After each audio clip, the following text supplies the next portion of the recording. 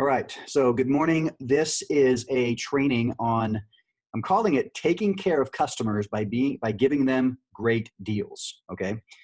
This is not really how to say things, how to pronounce things, how to, the words to use. It's not really sales technique so much as it is more strategy, right? Um, in Cutco, we have this thing called first call specials or buy now bonuses, and we use bonus points. And when we use these bonus points, um, there's lots of options, right? We could bonus the petite carver, or we could bonus the trimmer, right? We could bonus the turning fork or the carving fork, depending on what it is people are ordering, and we can choose, kind of pick and choose what to give and what not to give once you understand, the bonus point program. Generally, around 20 to 25 points per $100 in sales is what you want to do. And some of you have experienced this, where you go on and you kind of trying to make a deal for the customer, and you put all the items into Rollo, and then you start playing around. You start clicking the bonus things, and you see how the price changes, and you can change the price. And what you really want to try to do, the goal is to, whatever you're going to be doing, giving the customer the lowest price possible while giving yourself the most CPO possible, okay? And there's some items that are better to give away than other items, okay? This workshop is going to be about how to figure that out, how to go about and giving the customer the best deal possible. So I'm going to be using the back of the demo form, okay? That's this sheet. Yesterday, we talked about the front of the demo form, right? And how to, use it to build rapport and customize the demo for the customer. Now, we're going to talk about using this back page, okay? Now, I'll go ahead and cover this right here. If you don't have these, that's okay. You can do this stuff, same thing on scratch paper. But I'll say a few things that you've heard me say before. One thing is, a confused mind never buys, right? So we want to make sure whenever we're starting to talk about numbers and prices, that everything is crystal clear, right? I've seen way too many reps on field training and just in practicing, when they go through their closing, that I could tell that if I was the customer, I would not know really what they asked, okay? So you want to stop and ask yourself, how clear am I, right? You get it because you went through training and you understand the prices and the bonus points and everything, but how clearly do the customers truly get it? That's why writing down all the prices, right? So see up here, it says comparison set. Right? You always want to write down the price of either the Shun or the Wusthof or whatever it is that you're doing. Yeah, we have a price list or a comparison sheet, but still write it down, okay? And this just makes it real easy to remember what to do. You write down their suggested price, but then you can usually find it, Miss Jones, maybe it's on sale or some places have a special price. You can usually find it for this amount, okay? Some people like to say the prices out loud. I know that a lot of very, very top sales professionals, not just in Cutco, but in a lot of places, don't ever say the prices out loud. They only write the prices down, and they basically just write it down and they make the customer read it, okay? So you can usually find it for this amount right here, Miss Jones, okay? Or this is the suggested price, but you can usually find it for this amount, okay? You show it to the customer. I've seen reps use this and they write it down, but they never show it to the customer, okay? I've seen really good reps learn how to write upside down, okay? They literally have done this so many times, they can write the letters upside down, okay? When you do that, it's kind of fun. And it's a skill. It's a skill set that you probably never need in your life for anything else, but it's something fun to do. Then when you do the Cutco set, I like to always quote the price individually, okay? So Ms. Jones, the Cutco set, if you were to get this set individually, not as a package deal in the set with a discount, but just add up each individual item, okay, it would be this amount, okay? And then you could say it, $1,479. If you are going to say it, say $3,435, 2,000, actually it's not $2,000, it's $1,999.95, I think, something like that. $1,999.95, okay? If you got Cutco individually, it'd be $1,479, right? You always know the difference. You don't say $1,479, right? You say $1,479, right? And with the Wusthof, you don't say $3,435, right? You say $3,435, $435, but you say the word dollars out, okay? You say the whole thing, thousand, you say the word thousand and all that. Cutco, it's $1,479, okay, which would be a great deal, okay, much better value than this. However, when you get it as a set, Miss Jones, you're able to get it for only this much right here, okay, $1,273. Okay, and you point to the 1273. Right now, and then you move on into the close. Right now, Ms. Jones, let me tell you about a cool program we have called the First Call Special. Okay, or a Buy Now Bonus. And the way the Buy Now Bonus works is whenever the very first time a Cutco rep comes to visit a customer, like I'm visiting you today for the first time, we're allowed as a special incentive to give some items for free as a bonus. Right. So with that set that you like, the Homemaker Set +8, the basic set +8, we're able to give you, and you tell them what you're going to give them, and you write it out. You write down what you can give them for free. You write it down. Okay. That way, when you ask for the order, right, you can be very specific. So, Ms. Jones, I wouldn't be doing my job if I didn't ask you. Would you like to go ahead and get this basic set +8, okay, for this amount, and let me give you this for free. And you can even write out the value of the free item or items out beside there. Okay. But when they see it visually, okay, then they're more likely to understand it. And if they're more likely to understand it, they're more likely confident making a decision. Okay. So that's the key there. All right. So the first part of giving customers good deals is making sure that they're crystal clear on what the original offer is. The whole point of doing a demo, that's probably not accurate to say the whole point of doing a demo, but the main thing about doing a demo, the main place you want to get to is to the point where you ask for a specific order. Okay. There's a lot of demos that are done that the rep will maybe talk about a price. Maybe they'll do some hemming and hawing about possibly getting close to asking for an order, but they never actually say the words. Would you like to get this set for this amount and get this for free? Okay. And you've got to get to that point in order to be able to to have a place to go from. That's like your starting point for all of the, negotiation, we'll call it, of figuring out what is going to be the good deal for the customer. Okay, it's the same thing on the phone, guys. The phone approach, 90% of the time, probably when you don't schedule a demo, it's because you never got to the point that says, Ms. Jones, I have 2 openings. I have one tomorrow or today at 2:30, or I have one tomorrow morning at 9 a.m. Which of those times is better for you, right? That the whole point of the phone approach is to get to those words. If you don't ever get to those words, you have no place to start from. You don't get clear objections. You don't get the chance to work with the customer and figure things out.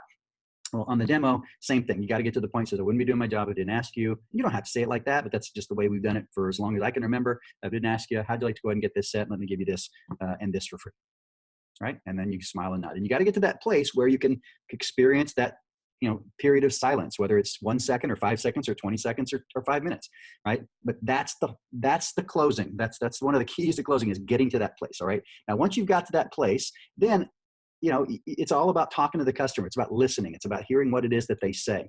And no matter what they say, you guys hopefully know this. It's always money. Okay. It's always the money. Right? If they say, well, I don't, that's a lot of knives for me, or I really need to talk to my husband first, or I really need to, whatever they say, it's always the money. Okay. Because if the whole complete set was $9.99, would they need to talk to their husband? No. Okay. Would they need to wait? No. It'd be easy to say yes to it if it was $9.99, right? So what if it was $19.99? What do you think? Yeah, probably they'd still all say yes. What if it was $59.99? Would they probably still say, yeah, probably still say it. What if it was $199.99? Well, probably a high percentage of people would still say yes to that, especially if you could break it into a payment option, right? The point is that you could keep going up, and there's going to be a point in time where any individual person, that objection becomes a real objection to them, right? Talking to husband first. But know this, no matter what it is that they say, it always boils down to money. Either they don't feel like they have the money, or they don't feel like it's worth the money. It's really boils down to one of those 2 things. They're just not comfortable spending the money. Now, hopefully you're to the point now where you realize that people could buy Cutco if they genuinely wanted it badly enough, okay? We all buy whatever we want badly enough, right? You guys have spent money. You guys have gone to concerts. You guys have bought video games, tennis shoes, gone out to eat when, probably you shouldn't have, okay, spent the money on those things. But the fact is we get what we want, okay? And when people have own a home, they buy whatever they want, whatever they feel like is the right value, whatever they feel like the value of whatever they're buying is worth more than the value of the dollars they're spending for it, then a sale is made, okay? All right, I'm saying all this just to get up to the point. When you get to with the objection, whatever it is, you want to establish that they like the product and they would use it if they had it. And all it is just really a money thing. And kind of questions to go, Ms. Jones, hey, can I ask you a few questions to see how I did on my appointment? Great. If you had Cutco, would you use it? Do you like it? What would you like? What do you like about it? Right. So mainly, Ms. Jones, what I'm hearing is that you like it, you think you'd use it. It's just right now is not a good time because blah blah blah. Whatever you repeat, whatever it is they said. Okay. So before you start dropping to payment options or galley sets or anything, or depending on, even if you started on the complete set, establish that they like it and they want it and they would use it. Okay. If they can answer yes to those 3 questions, the cool thing is everything I do after that, I'm not trying to sell them something. I'm trying to help them get something that they just said that they want, they would use, and they like. Okay. And so I like to ask those questions. So do you like it? What do you like about it? If you had it, would you use it? Great. So it definitely seems like something you like, you want, you would use. So is it okay if I show you a couple other options? Okay. And that's when you start working with the customer for options. Ideally, you just stick to the basic sets that we make. You go from complete set to family set. You use trade-in specials. You drop from steak knives to table knives. You have several different ways that you drop, and you drop slowly, and you're always dropping with that premise that just gave you earlier. They like it, they want it, they would use it. Okay, now all we got to do is find something that they feel comfortable spending the money on, something that they feel comfortable affording. Okay, they could afford more, but we have to get them to the place where they're comfortable. We either do that by telling them analogies, comparing Cutco to like an eternal gas tank. You probably heard people do that. Ms. Jones, if you could get a tank of gas for $3,000, but it would last you for 25 years, would that be something that's worth it? We'd all probably get that, right? So sometimes it's analogy, sometimes it's just drop to something that they're comfortable with, right? It's either building the value or lowering the dollar amount that they're going to spend today as you go. Okay. And that's what all this is for, right? It's writing down the other options. When you drop down to a different set, a trade-in, write down how much the trade-in is going to be. Okay. Write down so they see it. They need to physically see. Every time you quote a price, there should be something written on this piece of paper. Okay. If you sell somebody a starter set or a customized 3-knife order, there should be stuff all over this sheet. Okay, when people turn these in, I can tell the reps that get it and are doing it right because they're scribbling all over this sheet. Okay, and they got a wish list that they've created. You want to take the information off the wish list and put it on something that you keep for yourself, right? You can, like my wish list, when I would do this stuff, it would be all scribbled and I couldn't hardly read it, but I would take it and either put it into another document on a thing. Once I got a computer, I would put this thing on a spreadsheet, right? I'd keep every customer's name. I'd put their wish list on a spreadsheet, and I would have it very organized. The date to call them back, I'd write it in my calendar, call back this person at this date, and be very organized about all that. Okay. Yeah. What I want to talk about though, all that was just to set up what I want to say. When it comes down to figuring out the best deal for the customer, it's kind of a game that we play, figuring out what the best things to bonus are. So I'm going to pick literally a random thing. I haven't even rehearsed or practiced this. I'm going to pick up a random order that a customer could buy. Okay. And I'm just going to write down these items. Write these items down. Okay. You guys are taking notes. Okay. So write this down. Very popular items are trimmer. Okay. Let's put down trimmer. Let's put down spatula spreader. Let's put down a chef knife, a petite chef knife. Let's put down petite carver. And let's put down a galley set block. Galley +6 block. Okay. Block, B-L-O-C-K. And then let's go ahead and put on 6 table knives. Okay. This would be an upgrade to someone who all they had was like a slicer. Okay. Or something like a slicer and a turning fork. Somehow that's what they had. Table knives. Okay. Or maybe they have a couple other knives that they want to, or maybe they already have some super shears and they'll put the super shears in the middle block for the galley set or something. I don't know why they want this order, but this is the order that they want. Okay. So your challenge is to figure out the best price to CPO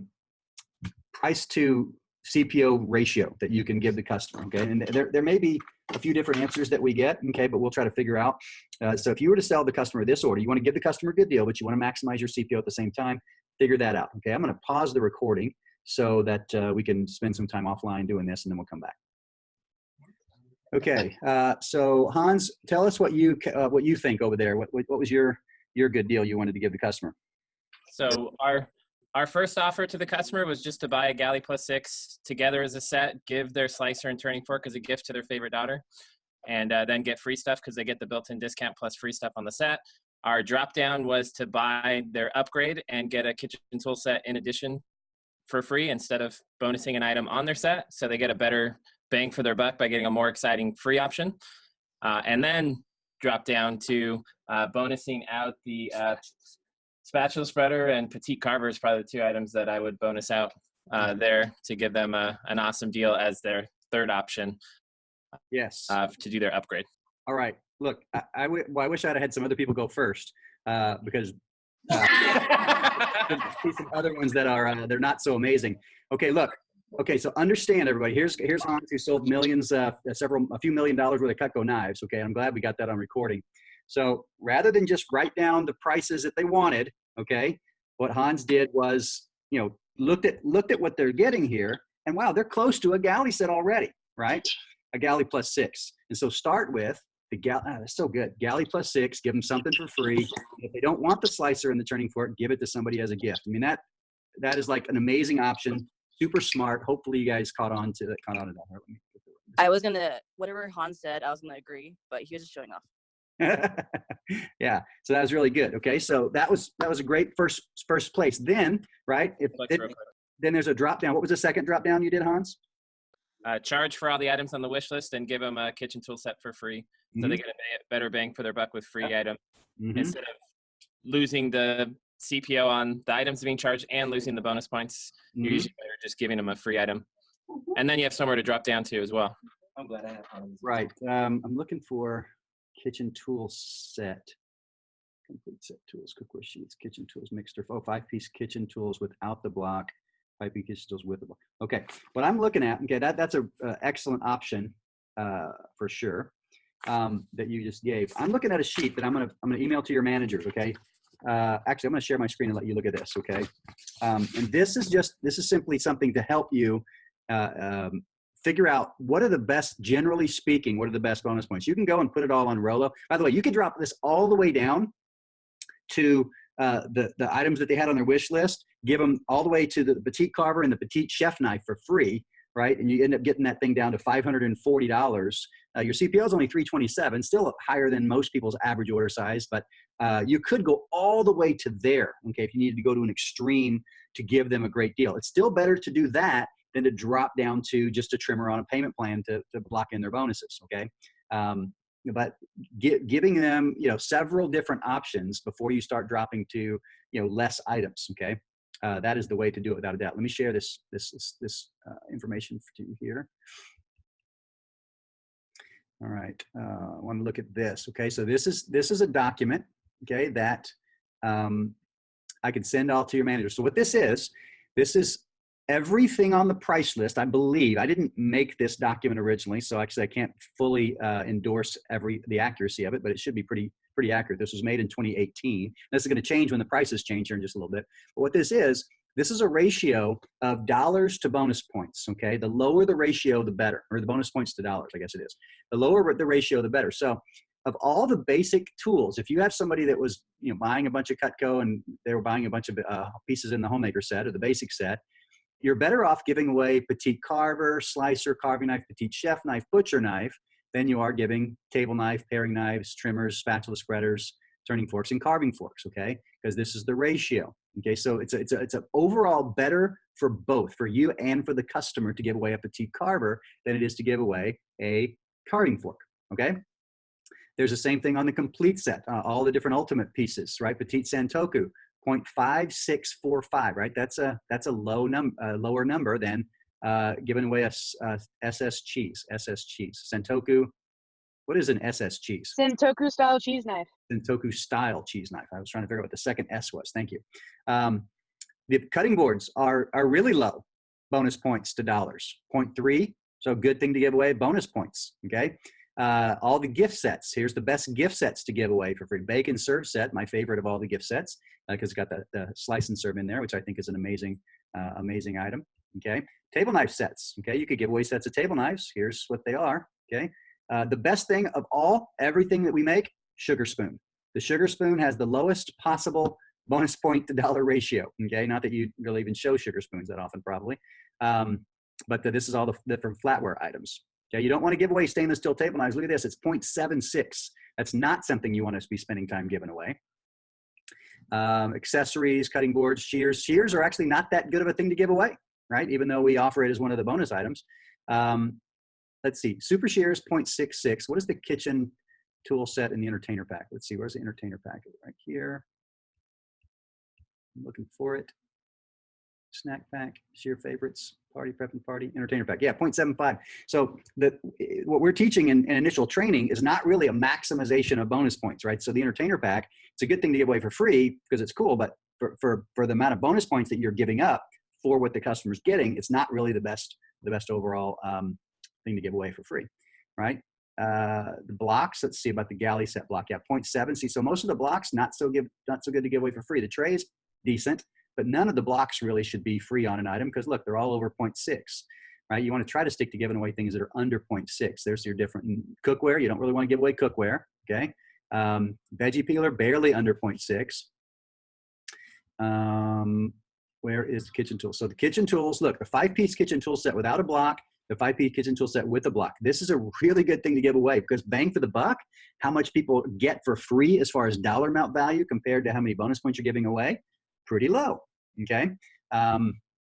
So keep that in mind, right? So if it's a choice between the kitchen tools, the super shears, or the entertainer pack, I would try to sell the customer on the kitchen tools because they're getting the best bang for the buck, okay? And they're saving the most overall money. Hopefully that makes sense, okay? I've got this on a PDF. I'm going to email it to all the managers. They can print it for you. If you want me to email you one so you can have it on your phone or your tablet or your computer that you look for, feel free to send me a message, jbrad@cutcomanager.com, and I will email you directly one of these things. Now this is going to need to be updated, like I said, as soon as the prices go up in just a little bit, but hopefully the ratios will probably be similar, okay?